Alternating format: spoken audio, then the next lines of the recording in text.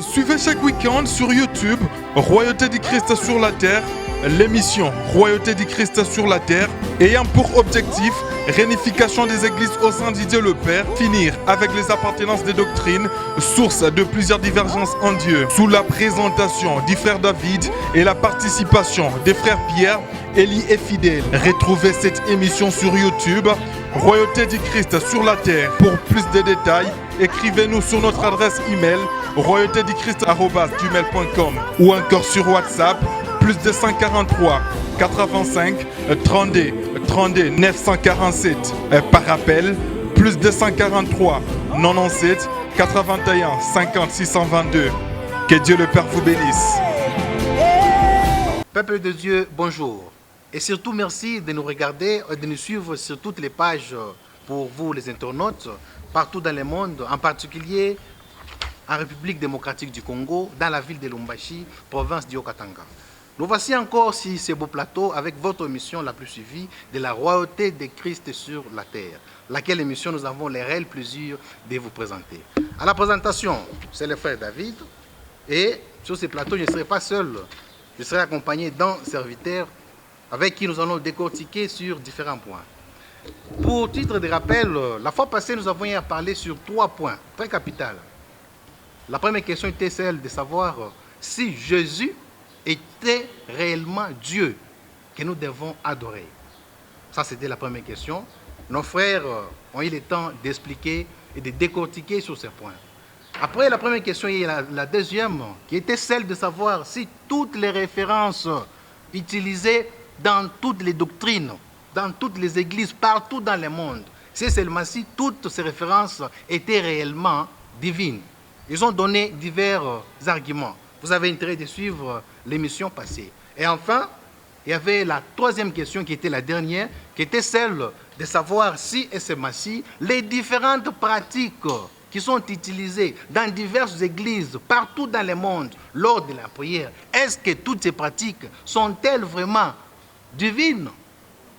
Alors, ils ont donné leur avis et il y avait une conclusion qui a été donnée par rapport à la connaissance de la royauté de Christ ou la royauté de Dieu le Père sur la terre. Alors, aujourd'hui, il sera question d'aborder une leçon. C'est la toute première leçon que nous allons aborder dans cette émission de la royauté de Christ.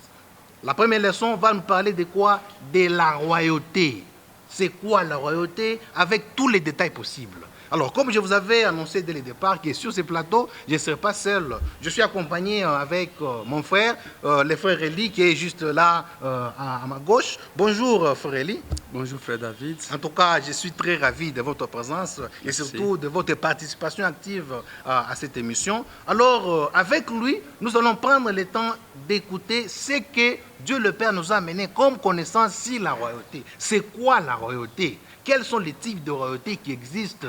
Est-ce la royauté de Christ ou la royauté de Dieu le Père? C'est elle la première à exister dans le monde ou il y avait déjà d'autres royautés qui ont précédé? Alors, tous ces détails, c'est à lui de nous donner. Alors, frère Élie, je ne sais pas si vous voulez commencer déjà avec la leçon de la royauté. Ça sera une très bonne chose. À vous la parole. Merci, peuple de Dieu, de partout où vous nous suivez.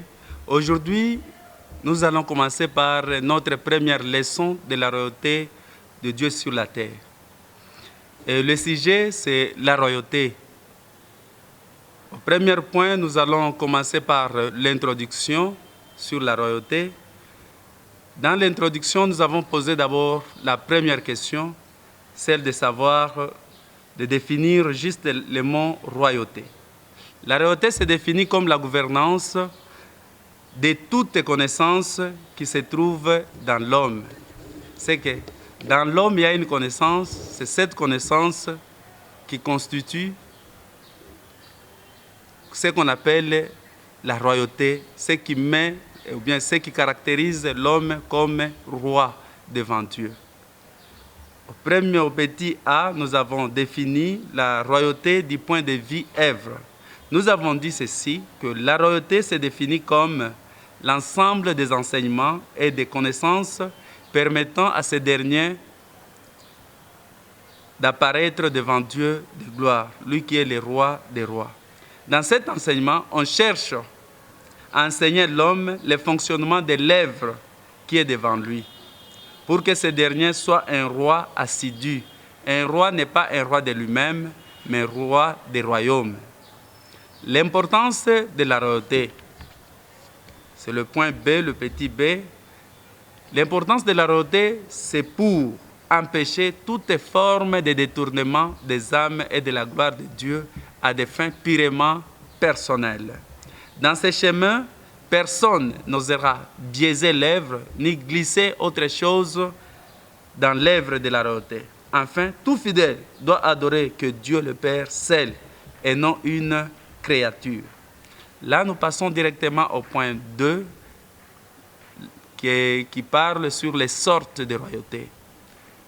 Ici, nous allons juste dire que nous avons 3 sortes de royauté. Nous avons la royauté terrestre, la royauté céleste, ainsi que la royauté du trône, que nous allons essayer de décortiquer tout au long de cette leçon, pourvu que chacun sache la royauté terrestre c'est quoi, la royauté céleste c'est quoi, ainsi que la royauté du trône c'est quoi. Frère Eli, j'ai une question, parce que j'ai suivi bien votre intervention et votre introduction. Quelque part, vous nous avez parlé qu'il y a 3 types ou 3 sortes de royautés. Entre autres, il y a la royauté terrestre, il y a la royauté céleste et la royauté du trône. Alors, ça crée dans moi une certaine confusion. Parce que tout ce temps, je connaissais que lorsqu'on parle de la terre, on parle du ciel. Là, on sous-entend que le trône est une partie incluse du ciel. Mais comment, lorsque vous nous présentez ces royautés, il y a une différenciation. On voit qu'il y a une royauté terrestre, il y a une royauté céleste et aussi une royauté du trône. Pourquoi ces différences par rapport à ce type de royauté? C'est là, bon nombre, depuis les millénaires d'âge, savaient que le trône se trouvait au ciel. C'était une erreur.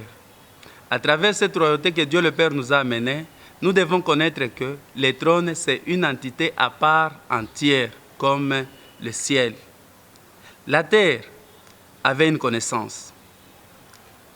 Le ciel avait une connaissance. En venant sur la terre, cette connaissance du ciel a ébranlé la terre. Mais le trône, en venant, le trône aussi est venu avec une connaissance du Dieu le Père.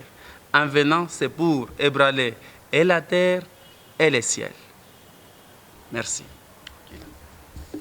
Nous passons directement, sans toutefois tarder, à la royauté terrestre. Nous disons que la royauté terrestre, c'est la royauté des coins. Ici, l'homme s'efforce à devenir un roi dans un coin, selon la connaissance se trouvant en lui, provenant de diverses origines ou de divers coins. Bon nombre de gens ont des connaissances des coins. Quelqu'un se dit, je suis fort à tel coin. L'autre aussi se dit, je suis fort à tel coin. Mais Dieu le Père vient à travers ses enseignements pour libérer tous ceux qui sont coincés à travers les coins, pour les sauver. Parce que quand tu es dans un coin, sache déjà que tu es dans une royauté qu'on appelle royauté terrestre. Le peuple de Dieu ne doit pas oublier que la royauté des coins, c'est un niveau trop bas. C'est une royauté qui est éphémère, qui dure seulement pour un temps. Une royauté terrestre, c'est une royauté des limites. Ici, dans cette royauté terrestre, nous trouvons 4 sous-royautés que nous allons décortiquer. Nous devons connaître, quand vous entendrez juste parler de la royauté terrestre, sachez-le que dans cette royauté terrestre, il y a 4 sous-royautés qui se trouvent inclus dans cette royauté terrestre. Premièrement, nous avons la royauté familiale. Deuxièmement, nous avons la royauté sociale. Troisièmement, nous avons la royauté religieuse. Et quatrièmement, nous avons la royauté éducationnelle. Toutes ces sous-royautés constituent chacune une barrière, empêchant l'être humain d'adorer Dieu le Père. Toutes ces barrières sont là depuis les millénaires d'âge pour faire que l'homme puisse marquer le pas sur place. Si l'homme échappe à la première barrière, la deuxième l'attend. C'est là ainsi de suite, jusqu'à ce que ce dernier ne dénichera pas ce qui est Dieu le Père en réalité. Pour ce faire, Dieu le Père vient à travers ses enseignements pour éveiller le monde entier. De partout ils sont coincés pour être libérés de ces royautés terrestres.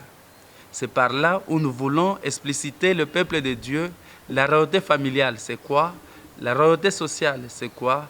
la royauté religieuse, ainsi de suite. Nous commençons avec... Oui, avant de Merci. continuer, il y a encore une question qui passe dans ma tête. Et c'est vraiment celle de connaître. Quand vous nous parlez que ces sous-types de royautés, qui sont pratiquement 4, sont des barrières, comment sont-elles des barrières? Expliquez-moi, je n'arrive pas à comprendre comment une royauté familiale peut être une barrière. Une barrière par rapport à quoi? Quand nous disons ces 4 sous-royautés, ce sont des barrières. C'est que chaque royauté contient ou bien renferme une connaissance. C'est cette connaissance qui retient le peuple de Dieu captif à ne pas découvrir la vraie raison de Dieu le Père sur la terre, à ne pas découvrir Dieu le Père. Même à travers les cantiques, même à travers la prière, le peuple de Dieu ne découvre pas la vérité sur ce qu'on appelle Dieu le Père. Nous commençons avec la royauté familiale. L'être humain se trouve victime des connaissances et pratiques héritées dans sa famille, sans son approbation, c'est-à-dire sans son accord dès le bas âge. Plusieurs enfants sont victimes.